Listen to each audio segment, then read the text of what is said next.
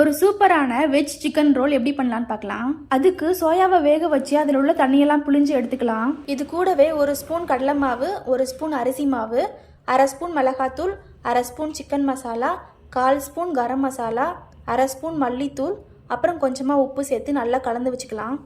அதுக்கப்புறம் கடாயில் கொஞ்சமாக எண்ணெய் ஊற்றி நம்ம மேரினேட் பண்ணி வச்சுருக்க சோயாவை இதில் ஆட் பண்ணி நல்லா வறுத்தெடுத்துக்கலாம்.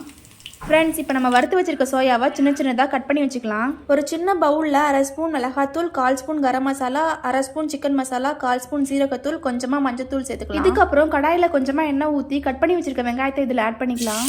வெங்காயம் நல்லா வதங்கினதுக்கப்புறம் 2 முட்டையை இதில் ஆட் பண்ணிக்கலாம். முட்டையை இந்த மாதிரி நல்லா வறுத்தெடுத்துக்கலாம். இதுக்கப்புறம் நம்ம எடுத்து வச்சிருக்க மசாலாவை இதில் ஆட் பண்ணிக்கலாம். கொஞ்சமாக உப்பு சேர்த்துக்கலாம். இது கூட நம்ம கட் பண்ணி வச்சுருக்க சோயாவை இதில் ஆட் பண்ணிக்கலாம். ஃப்ரெண்ட்ஸ், இதை நல்லா இந்த மாதிரி கலந்து விட்டுக்கலாம். கடைசியாக இதில் கொத்தமல்லி கொஞ்சமாக தூவி விட்டுக்கலாம். இப்போ இந்த ஸ்டஃப்பை எடுத்து சப்பாத்தியில் வச்சு ரோல் பண்ணிக்கலாம்.